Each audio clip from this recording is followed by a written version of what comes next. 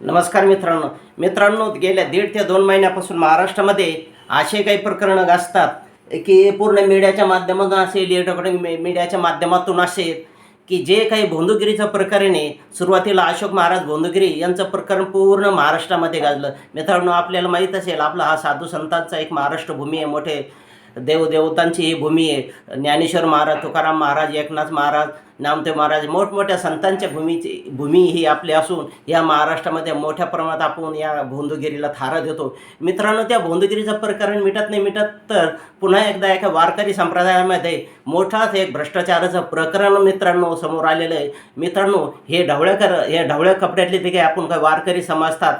ढवळे कपडे घालून गळ्यात मोठमोठ्या माळा असतात, आष्टेगण बुक्का लावून ते सर्वसाधारण एक महाराजासारखे दिसतात मित्रांनो. पण हे असे महाराज बनण्यासाठी कुठलं काही कोर्स करावं लागत नाही, काही नाही. काही ढवळं कपडं, ढवळं धोतर वगैरे, फेटा गिटा बांधला, टोपी वगैरे, अष्टगन गळ्यात माळा घातला की आपली सहजिकच एक त्या ठिकाणी एक आदराची भावना निर्माण होते मित्रांनो, आणि आपण फसवतो. असंच एक प्रकरण मित्रांनो आपण बघत असेल की लातूर जिल्ह्यामध्ये एक 22 मार्च ते 2 एप्रिलपर्यंत एक सप्ताह आयोजित करण्यात आला होता खंडापूर या ठिकाणी. आणि असं भाविकांना एक साथ घालण्यात आली होती की कधी नव्हे त्या एक ज्ञानेश्वर माऊलीच्या असेल, तुकाराम महाराज असेल यांच्या पादुका या सप्ताहामध्ये येणार आहे.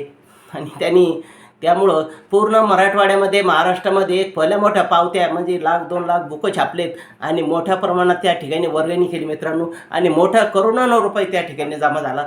पण हा पैसा आला कठा, त्याचा हिसाब कोणाकडे, पैसा खर्च किती झाला आणि उरला किती, यासंबंधी अजून कुठेही तारतम्य आपल्याला दिसत नाही. म्हणून या वारकरी संप्रदायात आतापर्यंत आपण एक चांगल्या भावनेने बघायचो मित्रांनो, आदरयुक्त आपण हे बघतो की पंढरपूर, आळंदी या ठिकाणी जे काही वारकरी दिसतात आपण एक चांगल्या भावनेने त्यांना बघतो. पण त्यामध्ये सुद्धा आता काहीतरी एक भोंदूगिरी होत असल्याचं आपल्याला मित्रांनो लातूर जिल्ह्यामध्ये जो काही सप्ताह आयोजित केला होता, त्या सप्त्यामध्ये खंडापूर गावात जो सप्ताह आयोजित झाला त्या ठिकाणी ओरिजिनल ज्ञानेश्वर महाराजांच्या त्या चलपादुका असतात आणि तुकाराम महाराजांच्या पादुका त्या ठिकाणी आणून एक त्यांनी लोकांना एक भासवण्याचा प्रयत्न केला. आणि मित्रांनो, लाखो रुपयाच्या पावत्या, करोडोनं रुपये त्या ठिकाणी जमा झाले. खरं जर म्हणलं तर आपण एक छोटासा गणपती जर कार्यक्रम असेल तर आपल्याला त्या ठिकाणी पोलीस स्टेशनला किंवा धर्मदाय आयुक्ताकडे नोंदणी करावी लागते. पण या ठिकाणी एक मोठं 70-80 लाख लोक जमा झालेत, कोट्यांनी पैसा जमा झाला. पण याची कुठे पोलीस स्टेशनला नोंद नव्हती की धर्मदाय आयुक्ताकडे याची नोंद नव्हती. म्हणून हा पैशाचा मोठ्या प्रमाणात भ्रष्टाचार झाल्याचं सांगितलं मित्रांनो. त्या ठिकाणी सर्वात जास्त चर्चेले गेलेलं नाव हे किशोर महाराज शिवणीकर, याला उर्फ पिस्तुल्या म्हणून सुद्धा एक त्यांच्याकडे एक पिस्तूलसुद्धा आहे, म्हणून त्यांना उर्फ पिस्तुल्या सुद्धा मध्ये. मित्रांनो, सप्ताह झाल्या त्या ठिकाणूनचे गायब झाले की अद्यापपर्यंत ते या आळंदीला कुठे गेले काय सांगता येत नाही.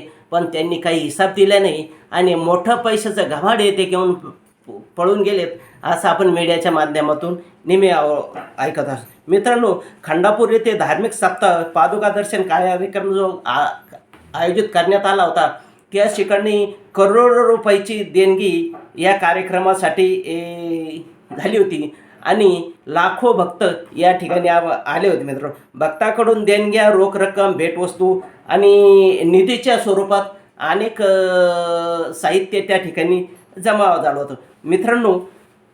आता याचा वाद कसा सुरू झाला त्याचे आपण आता एक थोडक्यात बघू. काही आयोजकांनी तक्रारीचा असा आरोप केला की जमा झालेली देणगीची पूर्ण हिशोब देण्यात आला नाही. जे काही पैसा जमा होला होता त्यांचा काही हिशोब देणार नाही. मंदिर कार्यक्रमासाठी वापरायचा निधी बाकी असल्याचा दावा करण्यात आला.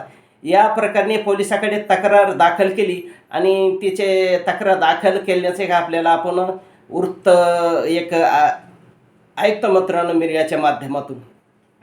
तक्रारीनुसार काही धार्मिक आयोजकावर व्यक्तीवर हिशोब न दिल्याचा गुन्हा दाखल करण्यात आलेला आहे.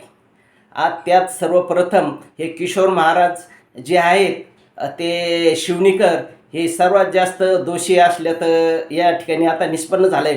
कारण मित्रांनो, जी काही त्यांची 7-8 लोकांची कमिटी होती त्या कमिटीमधले एकच असे किशोरी महाराज लगेच त्या ठिकाणी पळून गेले आणि ते दुसऱ्या कोणाचाही हिशोब म्हणजे